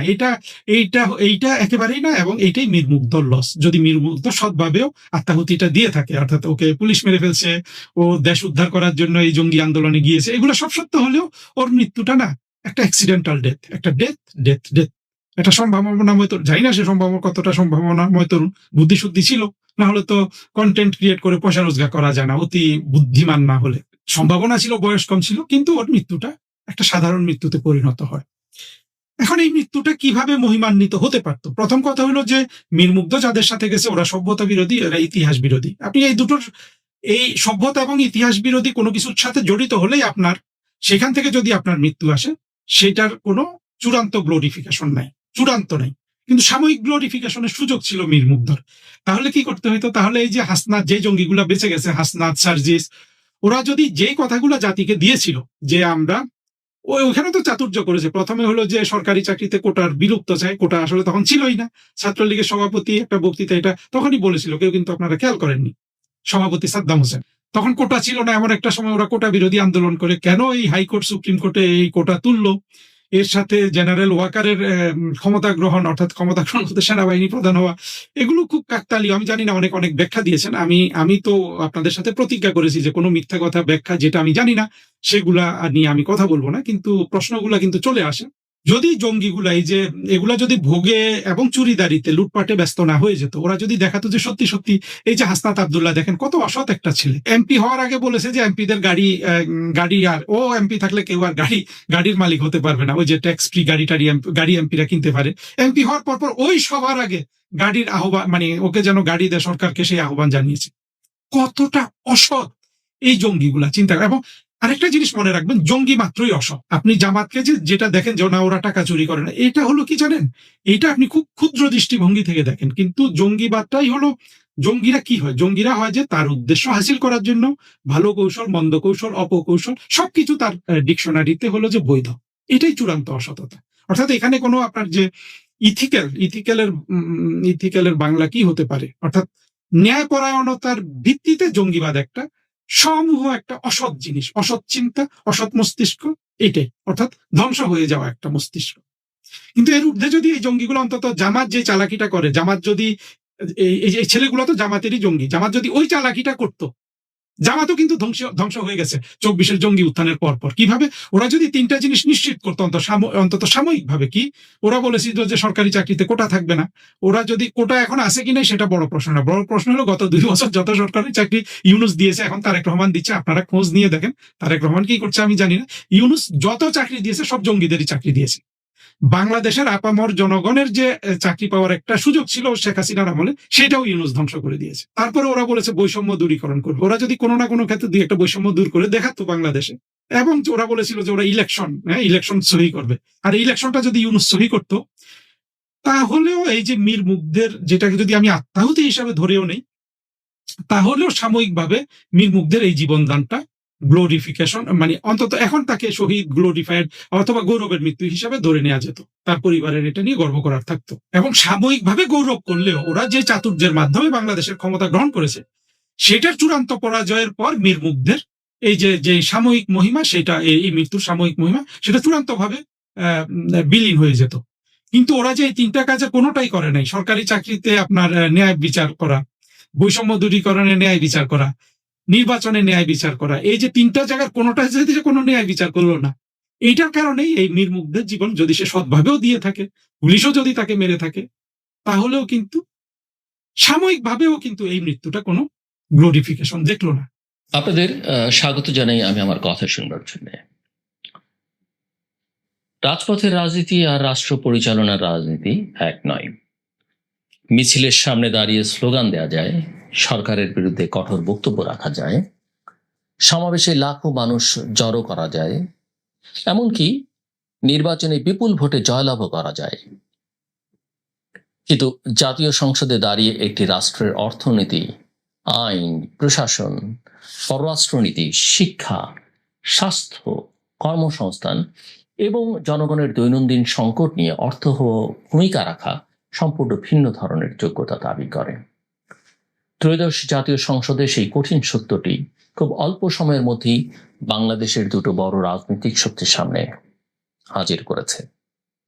দীর্ঘ আন্দোলন, নির্যাতন, কারাবরণ এবং রাজনৈতিক অনিশ্চয়তার পথ পেরিয়ে বিএনপি এখন সরকারে। অন্যদিকে স্বাধীন বাংলাদেশের ইতিহাসে প্রথমবারের মতো বড় আকারে সংসদে গিয়ে প্রধান বিরোধী দলের আসনে বসছে জামায়াত ইসলামী। বিএনপি 210টি এবং জামায়াত 68টি সাধারণ আসনে জয় পেয়েছে বলে প্রকাশিত নির্বাচনী তথ্যে দেখা যায়। প্রত্যক্ষ সংরক্ষিত নারী আসন এবং জোট সঙ্গীদের হিসেব করলে সংসদে দুই পক্ষের শক্তি আরো বড়। অর্থাৎ সংসদকে কার্যকর, প্রাণবন্ত ও জবাবদিহিমূলক করবার জন্য প্রয়োজনীয় রাজনৈতিক শক্তির কোনো ঘাটতি নেই। ঘাটতি দেখা যাচ্ছে প্রস্তুতি, সমন্বয়, বিষয়ভিত্তিক দক্ষতা এবং সংসদীয় সংস্কৃতিতে। প্রথমেই সরকারি দল বিএনপির কথা বলা যাক, কারণ সংসদে যার সংখ্যাগরিষ্ঠতা, সংসদ কার্যকর করবার প্রধান দায়িত্ব তার। বিরোধী দল দুর্বল হতে পারে, নতুন হতে পারে, ভুল করতে পারে, কিন্তু সরকারি দল অগোছালো হলে তার প্রভাব পড়ে সরাসরি রাষ্ট্র পরিচালনায়। সরকার শুধু মন্ত্রীদের সমষ্টি নয়, সংসদীয় ব্যবস্থায় সরকারি দলের প্রত্যেক সংসদ সদস্য সরকারের রাজনৈতিক প্রতিনিধি, আইন প্রণয়নের অংশীদার এবং জনগণের কাছে রাষ্ট্রের জবাবদিহির একটা মাধ্যম। কিন্তু এখন পর্যন্ত বিএনপির সংসদীয় কর্মকাণ্ডে সেই সুসংগঠিত সরকারি দলের চিত্র সবসময় পাওয়া যাচ্ছে না। দীর্ঘ সময় সংসদের বাইরে থাকার কারণে দলটির অধিকাংশ সদস্যের সংসদ পরিচালনার বাস্তব অভিজ্ঞতা সীমিত। অনেকেই প্রথমবারের মতো সংসদে, সিংহভাগ, এটা সত্য। বিএনপি 2006 সালের পর কার্যত আর স্বাভাবিক সংসদীয় সরকার পরিচালনার সুযোগ পায়নি। 2008 সালের নির্বাচনের পর দলটি বিরোধী দলে থাকলেও রাজনৈতিক সংঘাত, অধিবেশন বর্জন এবং রাজপথ কেন্দ্রিক আন্দোলনের কারণে পূর্ণাঙ্গ সংসদীয় চর্চা গড়ে ওঠেনি। এরপর টানা প্রায় 1.5 দশক দলটি সংসদীয় ক্ষমতার বাইরে ছিল। এই দীর্ঘ বিরতি বিএনপির সাংগঠনিক স্মৃতিতে একটা বড় শূন্যতা তৈরি করেছে। বর্তমান সংসদ সদস্যদের অনেকে দীর্ঘদিন রাজপথে ছিলেন, মামলা মোকাবেলা করেছেন, দলকে সংগঠিত করেছেন এবং নির্বাচনী এলাকায় জনপ্রিয়তা তৈরি করেছেন। কিন্তু একজন দক্ষ আন্দোলনকারী স্বয়ংক্রিয়ভাবে দক্ষ আইন প্রণেতা হয়ে যান না। নির্বাচনী বক্তৃতা আর বাজেট বক্তৃতার ভাষা এক নয়। দলীয় সমাবেশে আবেগ দিয়ে মানুষকে উদ্বুদ্ধ করা যায়, সংসদে একটি মন্ত্রণালয়ের বরাদ্দ, নীতি ও ব্যয়ের অসঙ্গতি ধরতে হলে তথ্য, গবেষণা এবং আইনগত প্রস্তুতি প্রয়োজন। সরকারি দলের এমপিদের মধ্যে কে কোন বিষয়ে কথা বলবেন, কোন মন্ত্রণালয়ের কাজ কে অনুসরণ করবেন, কোন আইন নিয়ে কোন বিশেষজ্ঞ সদস্য নেতৃত্ব দেবেন এবং বিরোধী দলের প্রশ্নের রাজনৈতিক ও নীতিগত উত্তর কি হবে, এসব ক্ষেত্রে সুস্পষ্ট সমন্বয় থাকা দরকার। সংসদ কোনো রাজনৈতিক পিকনিক নয়, যেখানে যে যখন সুযোগ পেলেন নিজের নির্বাচনী এলাকার রাস্তা, সেতু, স্কুল বা হাসপাতালের দাবি তুলে বক্তৃতা শেষ করে দিলেন। স্থানীয় দাবি অবশ্যই সংসদে উঠবে, কিন্তু জাতীয় সংসদ মূলত জাতীয় নীতি, রাষ্ট্রীয় আইন এবং সরকারের জবাবদিহির জায়গা। সরকারি দলের জন্য সবচেয়ে বড় ঝুঁকি হলো সংখ্যাগরিষ্ঠতার আত্মতুষ্টি। যখন একটি দলের হাতে 2/3 কাছাকাছি বা 2/3 বেশি শক্তি থাকে, তখন সংসদে বিল পাশ করাতে বিরোধী দলের সম্মতির প্রয়োজন হয় না। কণ্ঠভোটে সরকার প্রায় সব সিদ্ধান্তই অনুমোদন করিয়ে নিতে পারে। এখানেই গণতান্ত্রিক দায়িত্ববোধের পরীক্ষা। সংখ্যার শক্তি দিয়ে আইন পাশ করা সহজ, ভালো আইন তৈরি করা কঠিন। বিরোধী দলের সমালোচনাকে অপ্রয়োজনীয় বাধা মনে করা সহজ, সেই সমালোচনার মধ্য থেকে নীতিগত দুর্বলতা খুঁজে বের করা কঠিন। 2026-27 অর্থ বছরের 9,38,000 কোটি টাকার বাজেট সংসদে পাশ হয়েছে। বাজেটে প্রবৃদ্ধি 6.5% এবং মূল্যস্ফীতি 7.5% নামিয়ে আনার লক্ষ্য নির্ধারণ করা হয়েছে। রাজস্ব আদায়ের লক্ষ্য প্রায় 6,95,000 কোটি টাকা এবং বাজেট ঘাটতি 2,43,000 কোটি টাকা। এগুলো শুধু কাগজের সংখ্যা নয়, প্রতিটি সংখ্যার সঙ্গে মানুষের জীবন, বাজার দর, চাকরি, ব্যাংক ঋণ, বিনিয়োগ, সামাজিক নিরাপত্তা এবং ভবিষ্যৎ ঋণের বোঝা জড়িত। অথচ এত বড় বাজেট নিয়ে সরকারি দলের কতজন এমপি নিজেদের নির্বাচনী এলাকার বাইরে গিয়ে সামগ্রিক অর্থনীতির কাঠামো, রাজস্ব বাস্তবতা, ব্যাংক খাত, মূল্যস্ফীতি এবং কর্মসংস্থান নিয়ে গভীর আলোচনা করেছেন? এই প্রশ্ন করা অযৌক্তিক নয়। সরকারি দলের এমপির দায়িত্ব কেবল অর্থমন্ত্রীর বাজেটের প্রশংসা করা নয়, সরকারের ভালো উদ্যোগকে সমর্থন করার পাশাপাশি দুর্বলতা চিহ্নিত করাও তাদের দায়িত্ব। মন্ত্রী ও আমলাদের প্রতিটি সিদ্ধান্তকে সঠিক ধরে নেওয়া সংসদীয় গণতন্ত্র নয়, বরং একই দলের সংসদ সদস্যরাই অনেক ক্ষেত্রে সরকারের সবচেয়ে কার্যকর অভ্যন্তরীণ নজরদার হতে পারেন। কারণ তারা মাঠের বাস্তবতা জানেন, মানুষের অসন্তোষ শোনেন এবং প্রশাসনিক ব্যর্থতার ফল সরাসরি অনুভব করেন। বাংলাদেশ জাতীয়তাবাদী দল বিএনপি দীর্ঘদিন ধরে রাষ্ট্র সংস্কার, গণতন্ত্র পুনরুদ্ধার, প্রতিষ্ঠান শক্তিশালী করা এবং জবাবদিহিমূলক সরকার প্রতিষ্ঠার কথা বলেছে। এখন সেই প্রতিশ্রুতিগুলোকে সংসদীয় আচরণে রূপ দেওয়ার সময়। সংসদ যদি আবার শুধু সরকারি সিদ্ধান্ত অনুমোদনের প্রতিষ্ঠানে পরিণত হয়, তাহলে ক্ষমতার পালাবদল হবে, কিন্তু রাজনৈতিক সংস্কৃতির পরিবর্তন হবে না। বাংলাদেশের মানুষ শুধু নতুন সরকার চায়নি, তারা রাষ্ট্র পরিচালনার নতুন ধরনও প্রত্যাশা করেছে। বিএনপির আরো একটি সমস্যা, যেটা আমার কাছে মনে হয়, সমস্যাটা হলো মন্ত্রী, জ্যেষ্ঠ নেতা এবং সাধারণ সংসদ সদস্যদের মধ্যে দৃশ্যমান রাজনৈতিক ব্যবধান।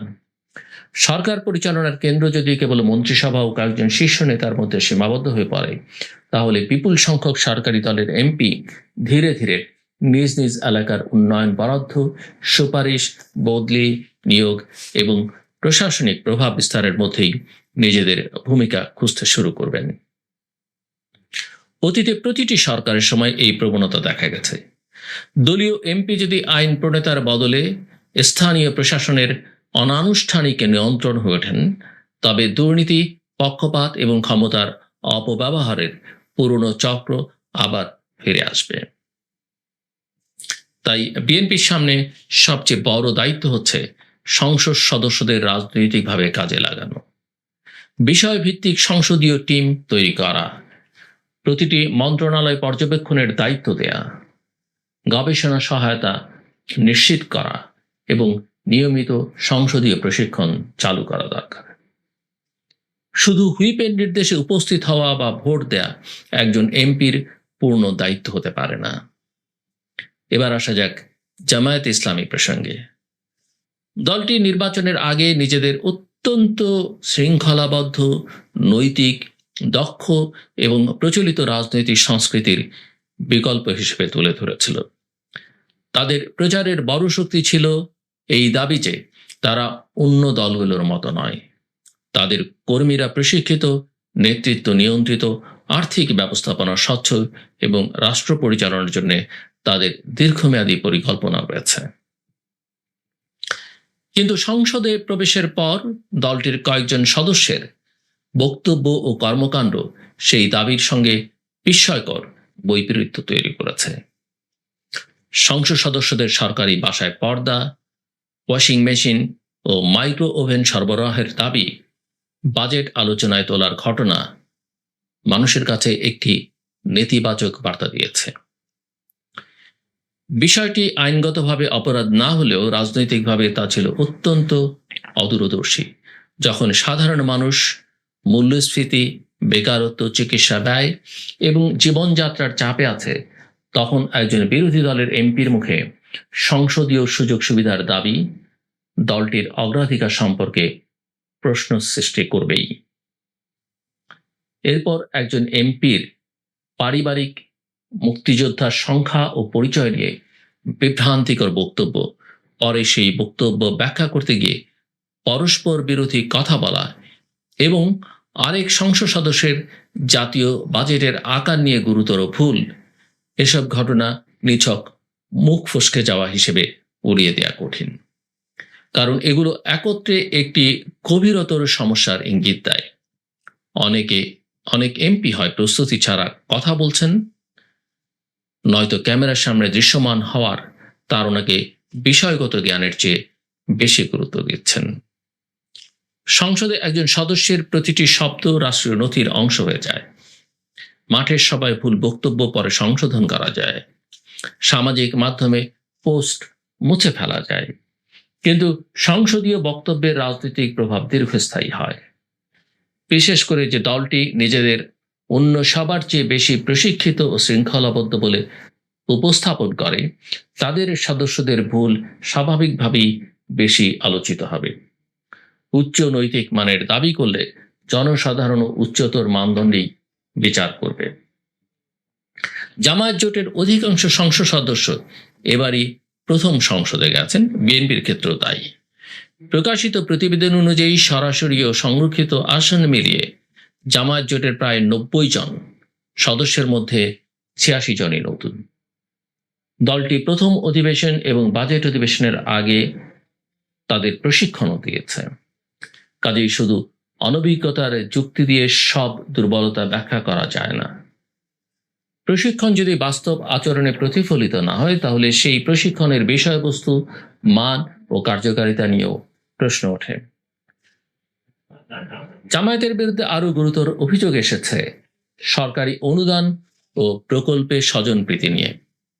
কোথাও সংসদ সদস্যের পরিবারের সদস্যের নাম ঐচ্ছিক অনুদানের তালিকায় এসছে, কোথাও আত্মীয়কে প্রকল্প কমিটির দায়িত্ব দেওয়া হয়েছে, কোথাও নেতার নাতির কাছে সরকারি সাইকেল চলে গেছে, আবার কোথাও ত্রাণের সুবিধাভোগীর তালিকায় আত্মীয় ও ব্যক্তিগত সহকারীর নাম পাওয়া গেছে। এসব ঘটনার কয়েকটিতে দল ব্যবস্থা নিয়েছে, সংশ্লিষ্টদের সতর্ক করেছে এবং একজন স্থানীয় নেতাকে দায়িত্ব থেকে সরিয়েছে। দলীয়ভাবে দ্রুত ব্যবস্থা নেওয়া অবশ্যই ইতিবাচক, কিন্তু একই সঙ্গে প্রশ্ন থেকে যায়, ক্ষমতার খুব অল্প সময়ের মধ্যেই কেন এসব ঘটনা ঘটল? জামায়াতের জন্য এই প্রশ্ন অন্য দলের তুলনায় আরো গুরুত্বপূর্ণ, কারণ দলটির রাজনৈতিক ব্র্যান্ড মূলত নৈতিকতা ও শৃঙ্খলার উপর দাঁড়িয়ে। বিএনপি বা আওয়ামী লীগের কোনো নেতার স্বজনপ্রীতির অভিযোগ এলে মানুষ অনেক সময় বিস্মিত হয় না, কারণ বাংলাদেশের প্রচলিত রাজনৈতিক সংস্কৃতিতে এসব অভিযোগ বহু পুরনো। কিন্তু জামায়াত যখন নিজেকে সেই সংস্কৃতির বিকল্প হিসেবে উপস্থাপন করে, তখন তাদের একজন এমপির আত্মীয় সরকারি সুবিধা পেলে তা শুধু ব্যক্তির ব্যর্থতা থাকে না, দলের মূল দাবিকেই দুর্বল করে। কিছু জামায়াত নেতা যুক্তি দিয়েছেন, গ্রাম পর্যায়ে উন্নয়ন কাজ করতে গেলে পরিচিত কিংবা আত্মীয় কেউ কোনো না কোনোভাবে জড়িয়ে পড়তে পারেন। যুক্তিটি বাস্তবতার একটা অংশ তুলে ধরলেও রাজনৈতিকভাবে বিপজ্জনক। কারণ বাংলাদেশের সব দলই অতীতে নিজেদের বিশ্বস্ত লোককে দায়িত্ব দেওয়ার যুক্তিতে স্বজনপ্রীতি ও দলীয়করণকে বৈধতা দিয়েছে। বিশ্বস্ততা কখনই স্বচ্ছতার বিকল্প হতে পারে না। প্রকল্প পরিচালনার জন্য আত্মীয় ছাড়া উপযুক্ত ও বিশ্বাসযোগ্য মানুষ পাওয়া যায় না, এই যুক্তি মেনে নিলে রাজনৈতিক নৈতিকতার পুরো ধারণাই অর্থহীন হয়ে পড়ে। জামায়াত কেন্দ্রীয়ভাবে নির্দেশ দিয়েছে যে সংসদ সদস্যরা পরিবারের সদস্য, আত্মীয় স্বজন, ব্যক্তিগত সহকারী কিংবা তাদের আত্মীয়দের সরকারি অনুদান ও সুযোগ সুবিধার জন্য সুপারিশ করবেন না। এমনকি তারা যোগ্য হলেও দলীয় ব্যবস্থার মাধ্যমে বিষয়টি বিবেচনার কথা বলা হয়েছে। এই নির্দেশনা প্রয়োজনীয়, কিন্তু একটি বড় রাজনৈতিক দলকে শুধু নির্দেশনা দিয়ে সৎ রাখা যায় না, দরকার প্রাতিষ্ঠানিক স্বচ্ছতা। কোন এমপি কোথায় কত টাকা বরাদ্দ দিচ্ছেন, সুবিধাভোগী কারা, প্রকল্প কমিটিতে কারা আছেন এবং কাজের অগ্রগতি কি, এসব তথ্য জনগণের জন্য উন্মুক্ত করা উচিত। জামায়াতের সংসদীয় ভূমিকার আরেকটি দুর্বলতা হলো তারা এখনো একটি শক্তিশালী নীতি নির্ভর বিরোধী দলের পরিচয় পুরোপুরি প্রতিষ্ঠা করতে পারেনি। প্রধান বিরোধী দলের কাছে জনগণ শুধু সরকারের বিরোধিতা আশা করে না, বিকল্প নীতি, বিকল্প বাজেট, বিকল্প আইন এবং বাস্তবসম্মত সমাধানও আশা করে। দলটি ছায়া বাজেট কথা বলেছে, কিন্তু তাদের অনেক এমপির বক্তব্যে সেই প্রস্তুতির ছাপ দেখা যায়নি। এমনকি জাতীয় বাজেটের মৌলিক আকার নিয়েও বিভ্রান্তি তৈরি হওয়া প্রমাণ করে যে কেন্দ্রীয় গবেষণা ও সংসদ সদস্যদের মাঠ পর্যায়ের যোগাযোগের মধ্যে বড় ফাঁক আছে। বাজেটের উপর বিরোধী দলের সদস্যরা 59টি মঞ্জুরি দাবির বিপরীতে 1343টি ছাঁটাই প্রস্তাব দিয়েছিলেন। জামায়াত, এনসিপি ও স্বতন্ত্র মিলিয়ে 43 জন সদস্য 36টি মন্ত্রণালয় ও বিভাগের উপর আলোচনায় অংশ নেন। সংখ্যাটা শুনতে বড়, কিন্তু সংসদীয় কার্যকারিতা শুধু কতটি ছাঁটাই প্রস্তাব দেয়া হলো তা দিয়ে পরিমাপ করা যায় না। সেই প্রস্তাবগুলো কতটা গবেষণা নির্ভর ছিল, সরকারের কোন ব্যর্থতা প্রকাশ করেছে এবং নীতিতে কোনো পরিবর্তন আনতে পেরেছে কিনা, সেটি আসল প্রশ্ন।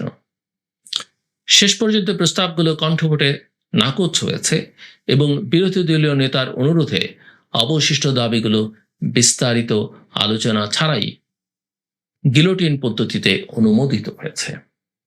ফলে বিরোধী দলের ভূমিকা অনেকাংশে প্রক্রিয়াগত আনুষ্ঠানিকতার মধ্যেই সীমিত থেকে গেছে। জামায়াতের সংসদীয় বক্তৃতায় কখনো কখনো ধর্মীয় পরিচয়, 71 এবং অতীতের রাজনৈতিক বিরোধকে কেন্দ্র করে উত্তেজনা তৈরি হচ্ছে। এসব বিষয়ে আলোচনা নিষিদ্ধ নয়, বরং বাংলাদেশের ইতিহাস, মুক্তিযুদ্ধ, জুলাই গণ অভ্যুত্থান এবং রাজনৈতিক ইসলামের ভূমিকা নিয়ে সংসদে গভীর আলোচনা হওয়া দরকার। কিন্তু সেই আলোচনা যদি নীতি নির্ভর বিতর্কের বদলে ব্যক্তিগত বিদ্রুপ, ধর্মীয় বৈধতার পাল্টাপাল্টি দাবি এবং পুরনো ক্ষত উস্কে দেওয়ার প্রতিযোগিতায় পরিণত হয়, তাহলে জনগণের বাস্তব সমস্যাগুলো আড়ালে চলে যায়। জুন মাসের বাজেট আলোচনায় সরকারি দল ও জামায়াতের সদস্যদের মধ্যে ধর্মীয় পরিচয় এবং 71-এর ভূমিকা নিয়ে যে পাল্টাপাল্টি বক্তব্য হয়েছে তা সংসদকে উত্তপ্ত করলেও অর্থনীতি কিংবা প্রশাসনের কোনো সমস্যার সমাধান দেয়নি। তবে এখানে একটা ভারসাম্যপূর্ণ কথা বলা প্রয়োজন। নতুন সংসদে ভুল হবে, অনভিজ্ঞতা থাকবে, বক্তৃতায় দুর্বলতা দেখা যাবে, এটা অস্বাভাবিক নয়। দীর্ঘদিন বাংলাদেশে কার্যকর সংসদীয় গণতন্ত্র ছিল না। বিরোধী দলকে প্রায় নিশ্চিহ্ন করে দেওয়া হয়েছিল। সংসদীয় কমিটিগুলো অনেক ক্ষেত্রে নিষ্ক্রিয় ছিল এবং আইন প্রণয়ন প্রায়ই আমলাতান্ত্রিক খসড়া অনুমোদনের প্রক্রিয়ায় পরিণত হয়েছিল। ফলে বর্তমান সংসদের সদস্যরা এমন কোনো সমৃদ্ধ সংসদীয় উত্তরাধিকার পাননি যেখান থেকে সহজে শিক্ষা নিতে পারেন। কিন্তু সেই বাস্তবতা ভুলের লাইসেন্স হতে পারে না, বরং নতুন সংসদের উপর দায়িত্ব আরো বেশি। কারণ এই সংসদ একটি গণ অভ্যুত্থান, দীর্ঘ গণতান্ত্রিক আন্দোলন এবং একটি ঐতিহাসিক রাজনৈতিক পরিবর্তনের পর গঠিত হয়েছে। মানুষের প্রত্যাশা ছিল আগের সংসদগুলোর নীরবতা, অভিনয় ও একদলীয় আনুষ্ঠানিকতা থেকে বের হয়ে এখানে সত্যিকারের বিতর্ক হবে। সরকারকে প্রশ্ন করা হবে, বিরোধী দল বিকল্প দেবে, সংসদীয় কমিটিতে মন্ত্রীদের জবাবদিহি করতে হবে। আইন পাশের আগে জনগণ, বিশেষজ্ঞ এবং সংশ্লিষ্ট পক্ষের মতামত নেওয়া হবে। এখন পর্যন্ত সেই সম্ভাবনার কিছু আভাস আছে, কিন্তু দৃঢ় ভিত্তি তৈরি হয়নি। বিএনপি সংখ্যাগরিষ্ঠতার কারণে স্বস্তিতে আছে, জামায়াত বিরোধী দলের মর্যাদা পাওয়ার উত্তেজনা ও চাপ দুইয়ের মধ্যে আছে। দুই দলেরই বড় অংশের সদস্য নতুন, কিন্তু তাদের সমস্যার ধরন এক নয়। বিএনপির সমস্যা মূলত ক্ষমতার দল হিসেবে সমন্বয়, জবাবদিহি এবং নীতি নেতৃত্বের ঘাটতি। জামায়াতের সমস্যা হলো অতিরিক্ত নৈতিক দাবি ও বাস্তব আচরণের ব্যবধান, সংসদীয় প্রস্তুতির দুর্বলতা এবং কিছু সদস্যের অপ্রয়োজনীয় বক্তব্য ও ব্যক্তিগত সুবিধা কেন্দ্রিক ভাবমূর্তি। বিএনপির জন্য বিপদ হচ্ছে তারা যেন আওয়ামী লীগের পুরনো সংসদীয় সংস্কৃতি উত্তরাধিকার সূত্রে গ্রহণ না করে। বিশাল সংখ্যাগরিষ্ঠতা, দুর্বল বিরোধী প্রভাব, আমলাতন্ত্র নির্ভর আইন প্রণয়ন এবং দলীয় আনুগত্যের বিনিময়ে নীরবতা, এই পথে গেলে গণতন্ত্রের ভাষা বদলাবে, চরিত্র বদলাবে না। জামায়াতের জন্য বিপদ আরো সূক্ষ্ম। দলটা যদি মনে করে সংগঠনের কঠোর নিয়ন্ত্রণ দিয়ে প্রতিটি বিতর্ক সামাল দেওয়া যাবে, তাহলে তারা ভুল করবে। আধুনিক গণতান্ত্রিক রাজনীতিতে শৃঙ্খলা প্রয়োজন, কিন্তু স্বাধীন চিন্তাও প্রয়োজন। মুখস্থ দলীয় অবস্থান দিয়ে দক্ষ সংসদ সদস্য তৈরি হয় না। একজন এমপিকে অর্থনীতি বুঝতে হবে, সংবিধান জানতে হবে, প্রশাসনিক কাঠামো বুঝতে হবে এবং নিজের দলের নীতির দুর্বলতা নিয়েও প্রশ্ন করার সাহস থাকতে হবে। দুই দলকেই বুঝতে হবে, সংসদ টেলিভিশনের টকশো নয়। এখানে শুধু প্রতিপক্ষকে হারিয়ে দিলেই জয় হয় না। একটি তথ্যভিত্তিক প্রশ্ন, একটি বাস্তবসম্মত সংশোধনী, একটি কার্যকর কমিটির তদন্ত কিংবা একটি দুর্নীতিপূর্ণ প্রকল্প বন্ধ করে দেয়া, এসবই সংসদীয় সাফল্য। সামাজিক যোগাযোগ মাধ্যমে ভাইরাল হওয়া বক্তৃতা হয়তো একদিনের জনপ্রিয়তা এনে দেয়, কিন্তু একটি ভালো আইন প্রজন্মের জীবন বদলে দিতে পারে। বাংলাদেশের সংসদ সদস্যদের গবেষণা সহায়তা অত্যন্ত সীমিত। অধিকাংশ এমপির নিজস্ব দক্ষ গবেষক দল নেই। দলগুলোরও স্থায়ী সংসদীয় গবেষণা সেল কার্যকর নয়। ফলে বক্তৃতা অনেক সময় ব্যক্তিগত সহকারী, স্থানীয় নেতা অথবা ইন্টারনেট থেকে সংগৃহীত অসম্পূর্ণ তথ্যের উপর নির্ভর করে। এই কাঠামো না বদলালে শুধু সদস্যদের দোষ দিয়ে লাভ হবে না। প্রতিটি বড় দলের উচিত সংসদীয় গবেষণা ইনস্টিটিউট তৈরি করা, যেখানে অর্থনীতি, আইন, অর্থনীতি, আন্তর্জাতিক জ্ঞান নীতি, জননীতি, আন্তর্জাতিক সম্পর্ক, পরিবেশ, প্রযুক্তি ও সামাজিক খাতের বিশেষজ্ঞরা কাজ করবেন। সংসদীয় কমিটিগুলোকেও কার্যকর করতে হবে। সরকারি দলের জ্যেষ্ঠ সদস্যকে সভাপতি বানিয়ে মন্ত্রণালয়ের প্রশংসা শোনার জায়গা হিসেবে কমিটি ব্যবহার করলে জবাবদিহি আসবে না। কমিটির রিপোর্ট জনসমক্ষে প্রকাশ, মন্ত্রী ও সচিবদের নিয়মিত হাজিরা, সরকারি প্রকল্প পরিদর্শন এবং সুপারিশ বাস্তবায়নের অগ্রগতি সংসদে উপস্থাপন বাধ্যতামূলক করা দরকার। বিরোধী দল হিসেবে জামায়াত চাইলে এখানেই নিজের যোগ্যতা প্রমাণ করতে পারে। সরকারের প্রতিটি সিদ্ধান্তের বিরোধিতা না করে বাছাই করা বিষয় নিয়ে গভীর কাজ করতে হবে বা কাজ করতে পারে জামায়াত। ব্যাংক খাত, দুর্নীতি, শিক্ষা, স্বাস্থ্য, বাজার ব্যবস্থাপনা, স্থানীয় সরকার এবং প্রশাসনিক সংস্কার প্রতিটি ক্ষেত্রে তথ্যভিত্তিক ছায়া নীতি দিতে পারে। অন্যদিকে বিএনপি চাইলে বিরোধী দলের ভালো প্রস্তাব গ্রহণ করে প্রমাণ করতে পারে যে তাদের সংখ্যাগরিষ্ঠতা প্রতিহিংসাপরায়ণ নয়, আত্মবিশ্বাসী। জনগণেরও সংসদ সদস্যদের নতুনভাবে মূল্যায়ন করতে হবে। এলাকায় কয়টা রাস্তা এনে দিলেন বা কতজনকে চাকরির সুপারিশ করলেন, শুধু তা দিয়ে এমপির সাফল্য মাপা উচিত নয়। তিনি সংসদে কতদিন উপস্থিত ছিলেন, কতটি প্রশ্ন করেছেন, কি আইন প্রস্তাব করেছেন, কমিটিতে কি ভূমিকা রেখেছেন এবং সরকারি অর্থের ব্যবহার কতটা স্বচ্ছ রেখেছেন, এসব তথ্য প্রকাশ ও পর্যবেক্ষণ করা দরকার। বর্তমান সংসদ এখনো তার যাত্রার প্রাথমিক পর্যায়ে। প্রথম অধিবেশন 30 এপ্রিল শেষ হয়েছে। এরপর বাজেট অধিবেশন শেষের পথে, তাই চূড়ান্ত রায় দেওয়ার সময় আসেনি। কিন্তু শুরুর লক্ষণ ভবিষ্যতের গতিপথ সম্পর্কে সতর্ক করে। বিএনপি ও জামায়াত উভয়ই দীর্ঘদিন ধরে বলে এসেছে যে তারা বাংলাদেশের রাজনীতি বদলাতে চায়। এখন প্রশ্ন হলো, তারা কি শুধু ক্ষমতার মালিক বদলাবে নাকি ক্ষমতার চরিত্র বদলাবে? বিএনপি কি প্রমাণ করতে পারবে বিপুল সংখ্যাগরিষ্ঠতা মানেই একচ্ছত্রতা নয়? জামায়াত কি প্রমাণ করতে পারবে নৈতিকতার দাবি শুধু বক্তৃতায় নয়, সরকারি অর্থ ও ব্যক্তিগত আচরণও কার্যকর? রাজনীতি শেষ পর্যন্ত মানুষের স্মৃতির চেয়ে মানুষের অভিজ্ঞতায় টিকে থাকে। মানুষ হয়তো নির্বাচনী স্লোগান ভুলে যাবে, কিন্তু সংসদ সদস্যের অহংকার, অযোগ্যতা, স্বজনপ্রীতি কিংবা নীরবতা ভুলবে না। একইভাবে একজন এমপির সাহসী প্রশ্ন, জনস্বার্থে নেওয়া অবস্থান এবং সৎ ভূমিকার কথাও তারা মনে রাখবে। ক্ষমতায় যাওয়া একটি দলের রাজনৈতিক সাফল্য, কিন্তু ক্ষমতার উপযুক্ত হওয়া তার চেয়ে অনেক কঠিন। বিরোধী দলের আসন পাওয়া একটা ঐতিহাসিক অর্জন, কিন্তু কার্যকর বিরোধী দল হওয়া আলাদা যোগ্যতা।